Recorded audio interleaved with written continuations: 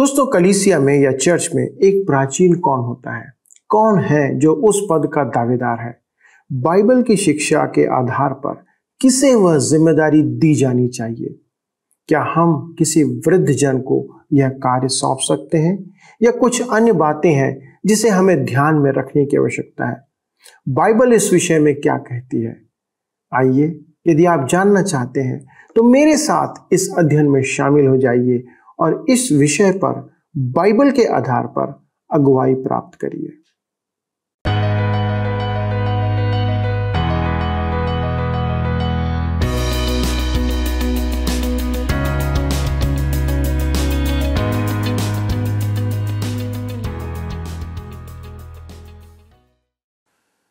प्रिय मित्रों, मसीह यीशु में आप सभी को प्रेम भरा नमस्कार।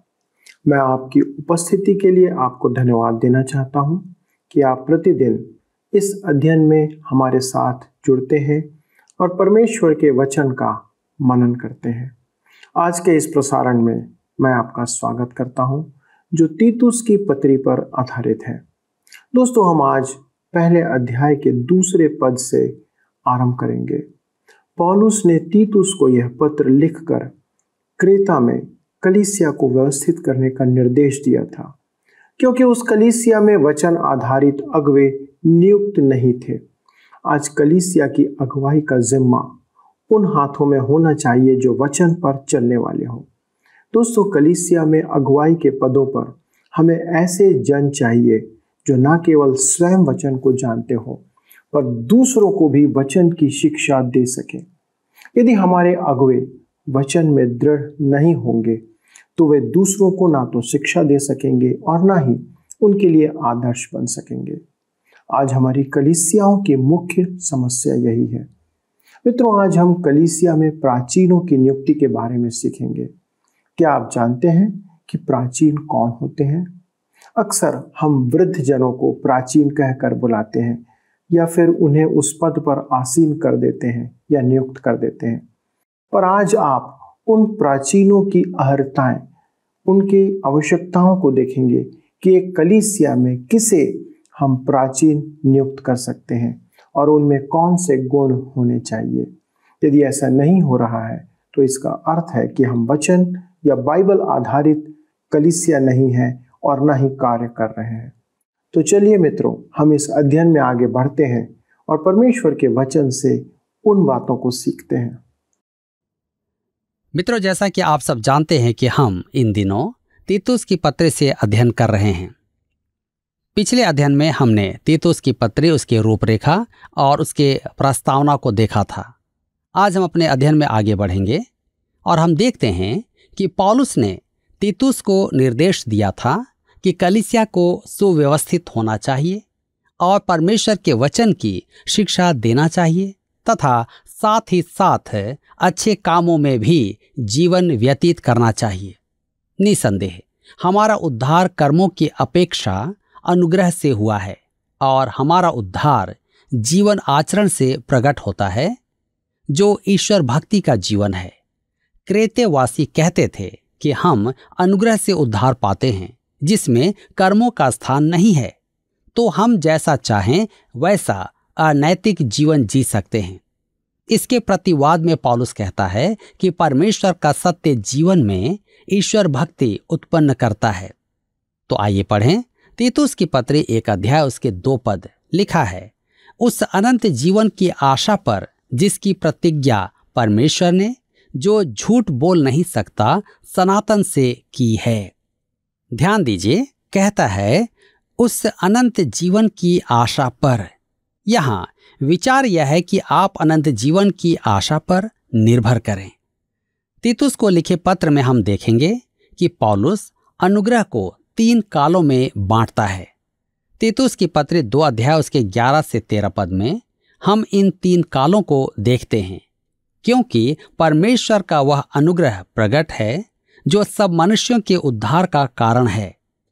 यह समय बीत गया है और हमें चेतावनी देता है। यह वर्तमान समय है तथा धन्य आशा यह भविष्य की बात है। पौलुस कहता है कि हमें इस आशा पर निर्भर करना है। आगे कहता है, परमेश्वर जो झूठ नहीं बोल सकता। यह आशा उस परमेश्वर की प्रतिज्ञा है जो झूठ नहीं बोलता है। रोमियो की पत्री 3 अध्याय उसके 4 पद में पौलुस कहता है, कदापि नहीं, वरन परमेश्वर सच्चा और हर एक मनुष्य झूठा ठहरे। कभी कभी हम विश्वासी अपने जीवन से परमेश्वर को झूठा बना देते हैं।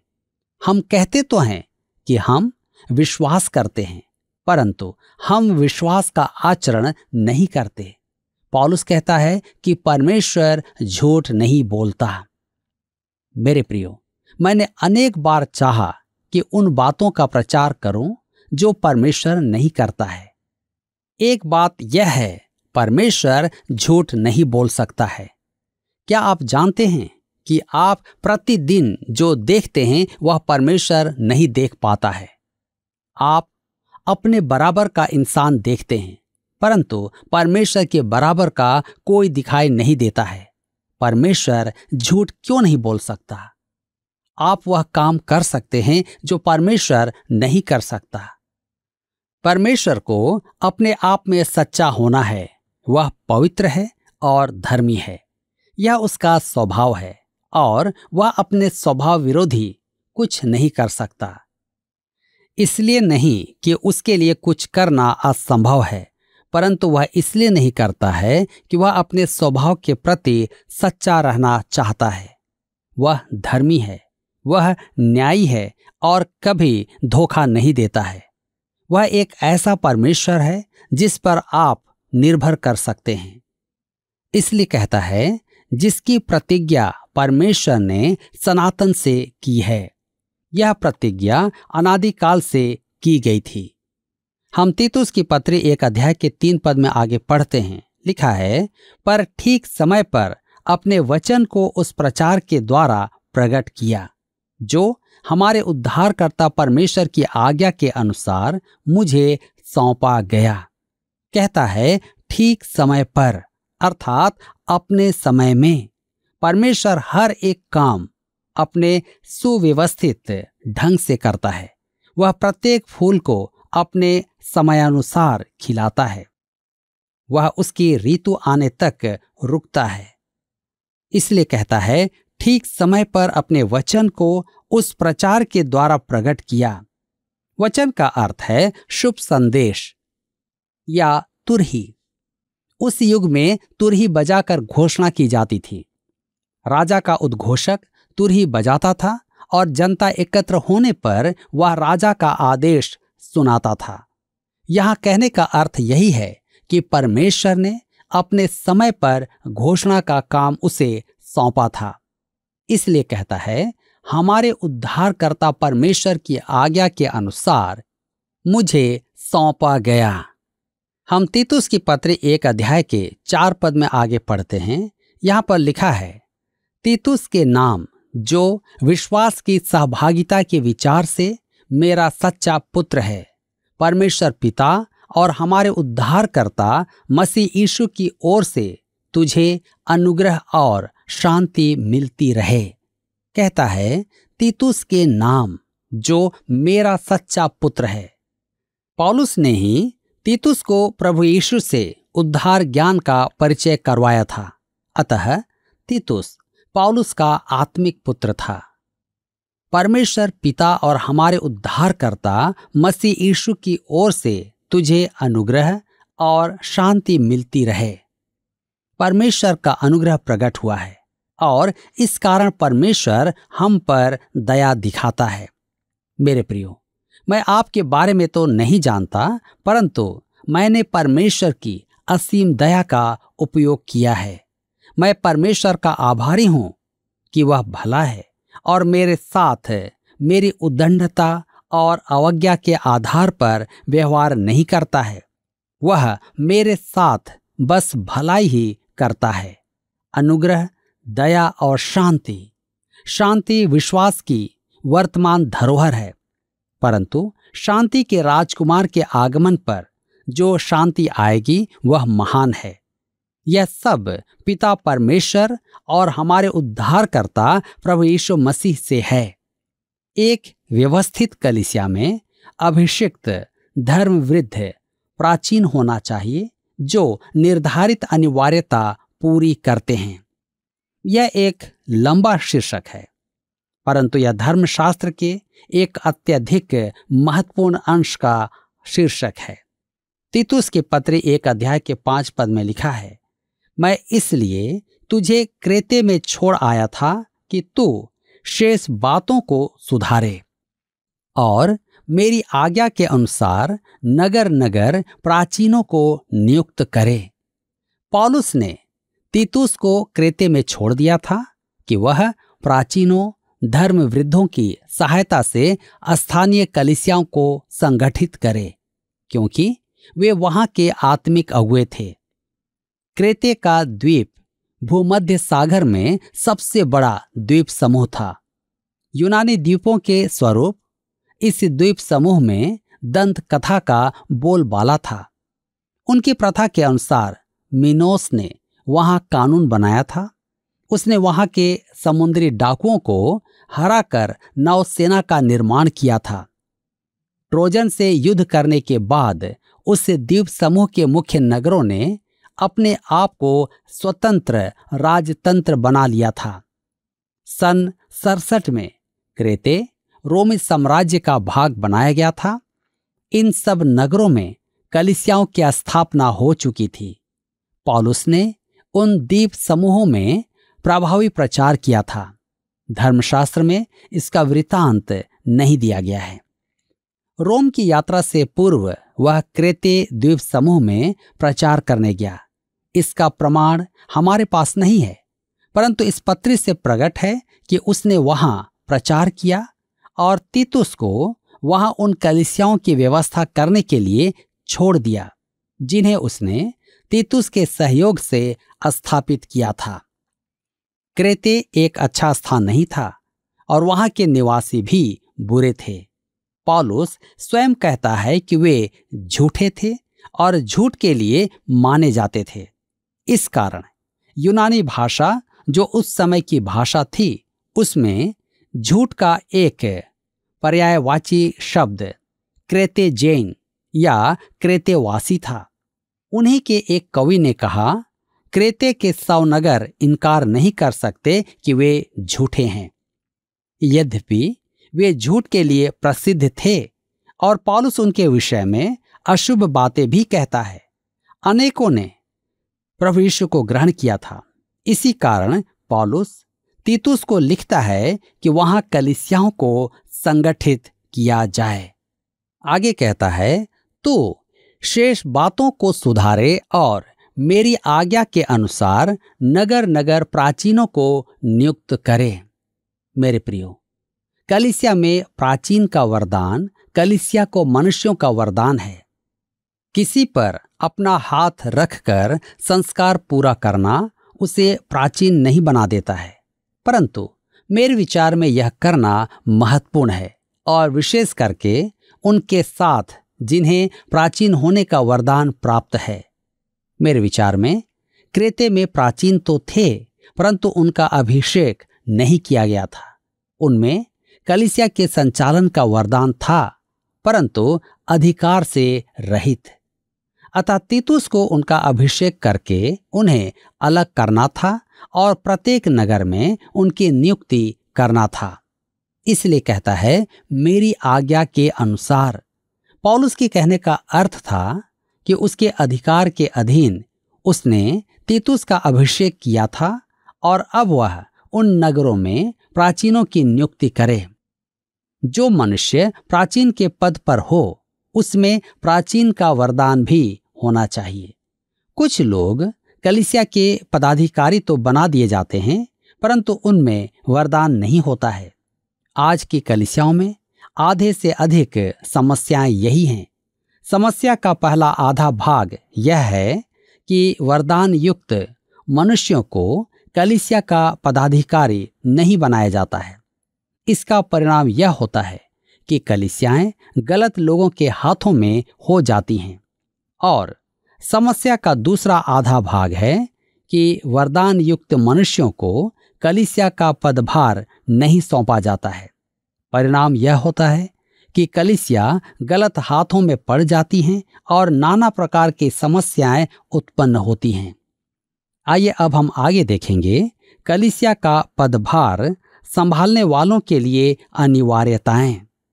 तीतुस की पत्री 1 अध्याय के 6 पद में लिखा है, जो निर्दोष और एक ही पत्नी के पति हों, जिनके बच्चे विश्वासी हों और उनमें लुचपन और निरंकुशता का दोष ना हो। कहता है निर्दोष। इसका अर्थ यह नहीं कि वह सिद्ध हो, जिसमें पाप ना हो। कहने का अर्थ यह है कि उस पर लगाया गया दोष सच ना हो, उसका जीवन निंदा का कारण ना हो। यदि उस पर कोई उंगली उठाए और उसे अनिष्ठा का दोषी ठहराए तो मसीह के प्रयोजन को हानि पहुंचती है। ऐसे में मनुष्य की प्रतिभाएं नहीं देखी जाती। यदि कोई दोष लगाए कि उसकी भाषा मसीह के प्रति समर्पण नहीं दर्शाती, तो प्रभु यीशु का प्रयोजन प्रभावित होता है और ऐसे मनुष्य को कलीसिया का पदाधिकारी नहीं होना चाहिए। इसलिए आगे कहता है, एक ही पत्नी के पति हों, जिनके बच्चे विश्वासी हों। यदि कोई पदाधिकारी अपने बच्चों को प्रभु यीशु के भय में नहीं रख सकता, तो उसको कलीसिया का पद नहीं संभालना चाहिए। कृपया आप मुझे गलत न समझें।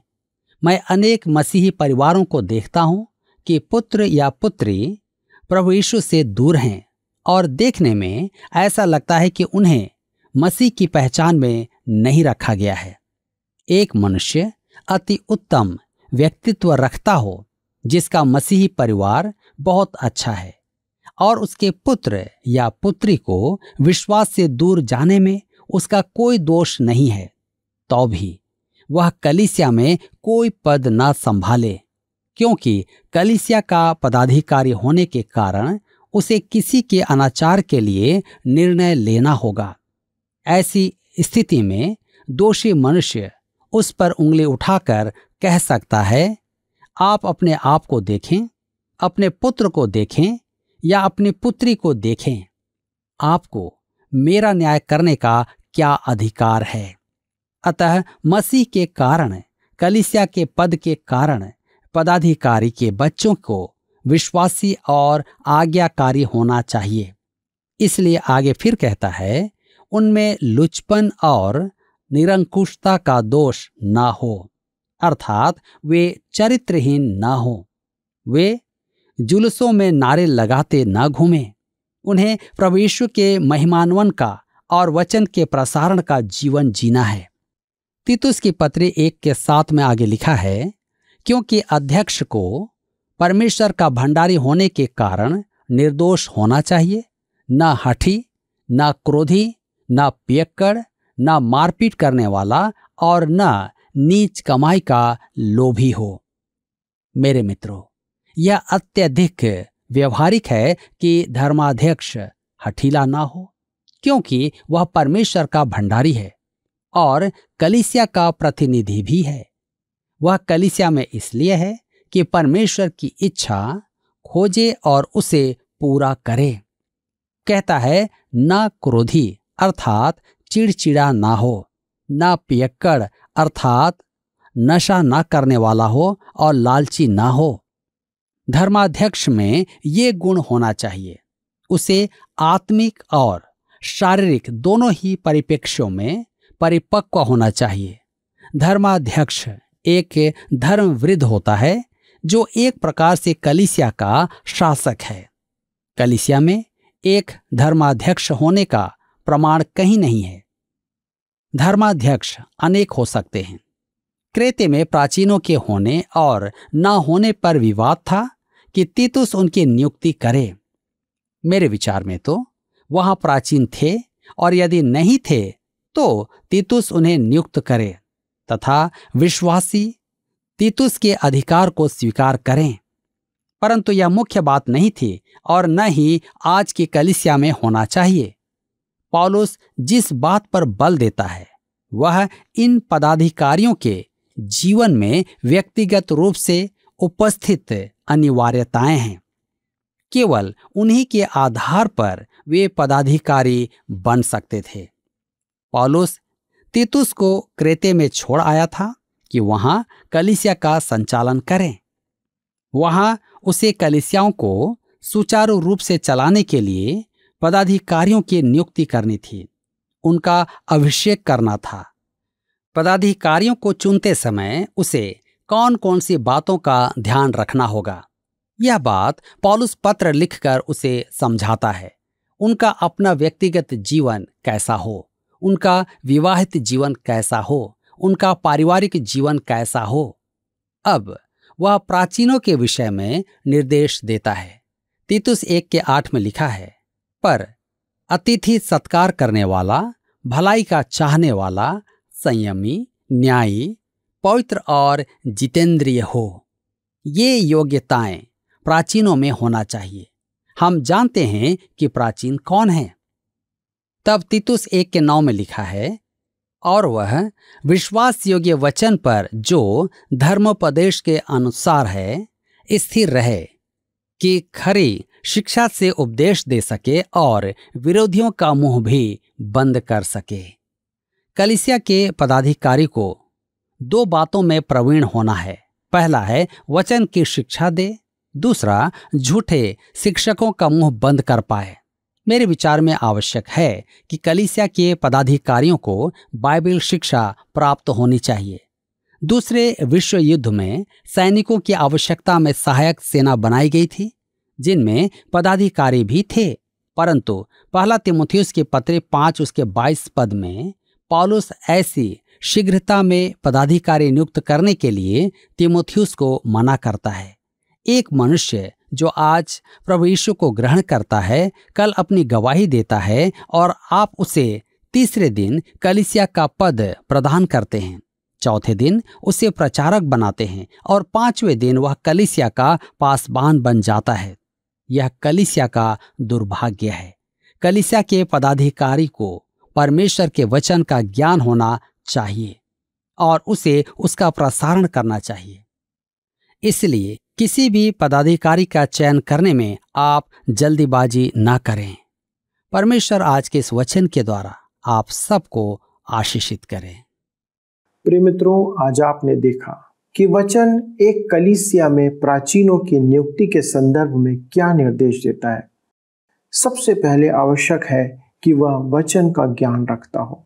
इसका अर्थ यह नहीं कि वह किसी कोर्स या कॉलेज में वचन की पढ़ाई करके आया हो, पर उसे वचन से प्रेम करने वाला होना चाहिए, वचन को पढ़ने वाला होना चाहिए, वचन को सही रूप से समझने वाला होना चाहिए। दोस्तों, आज वचन के अर्थ का अनर्थ करने वाले बहुत से लोग हैं। वचन को समझाना और उसे लोगों को वैसा ही समझाना आवश्यक गुण है। साथ ही हमने देखा कि उसे पारिवारिक तौर पर भी वचन पर आधारित होना चाहिए। उसका परिवार यदि वचन पर ना चलता हो तो वह प्राचीन होने के योग्य नहीं है। आज एक मसीही अगुवे का प्रथम कर्तव्य है अपने परिवार को वचन में दृढ़ बनाए रखना।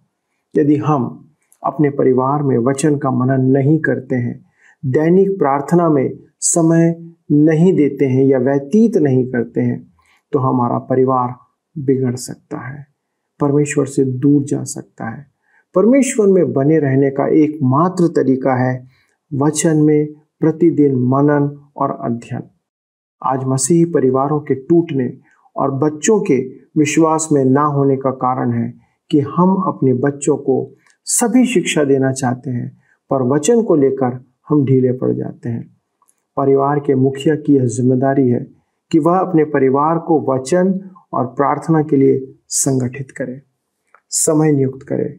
और यह काम अपने आप नहीं होगा, आपको उसके लिए प्रेम पूर्वक कार्य करना पड़ेगा, समझाना पड़ेगा, उसे नियोजित करना पड़ेगा।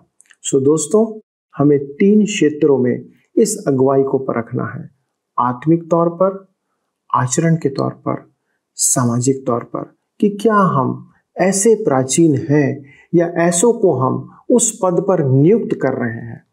आइए हम प्रार्थना करें कि हम अपनी कलीसिया में ऐसे ही प्राचीनों को पदासीन करें, नियुक्त करें। आइए प्रार्थना करें। प्रिय परमेश्वर पिता, आपने कलीसिया को स्थापित किया कि वो आपके साथ आपकी दुल्हन के रूप में उठाई जाए।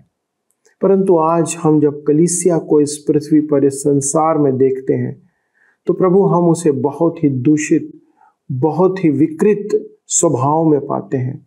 आज हमारे कलीसिया के अगुवे, हमारे प्राचीन ऐसे लोग कई स्थानों पर हैं जिन्हें वचन का ज्ञान नहीं, जो वचन सिखा नहीं सकते, जिन्हें खुद वचन में अभी बढ़ने की आवश्यकता है, जिन्हें अभी खुद वचन को सीखने की आवश्यकता है।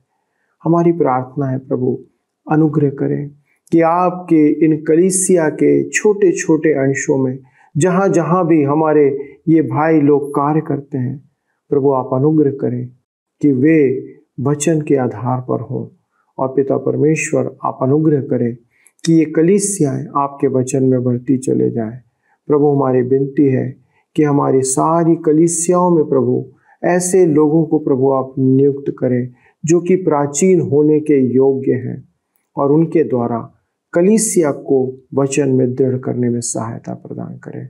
प्रभु हमारी प्रार्थना है, हमारे सभी दर्शकों पर अनुग्रह करें और उन्हें ऐसा मन और हृदय दें कि वे अपने परिवार के अंदर एक उत्तम प्राचीन के रूप में अगुवाई देने पाए, ताकि हमारे ये परिवार जो एक छोटी कलीसिया है आप में बढ़ती चले जाए। धन्यवाद देते हैं पिता इस विनती को सुनने के लिए, और प्रभु यीशु क्रिस्त के नाम से कृपा करके इसे ग्रहण करें। आमीन। दोस्तों, मुझे विश्वास है कि आज के अध्ययन ने आपसे बहुत सारी बातें किया है और वचन ने आपको कुछ कार्य करने के लिए प्रेरित और प्रोत्साहित किया है। अगले प्रसारण में इस अध्ययन को आगे बढ़ाएंगे। तब तक परमेश्वर के साथ चलते रहें, अपनी जिम्मेदारियों को पूरी करते रहें। प्रभु आपको आशीष दे। आइए अब हम प्रश्न को देखें।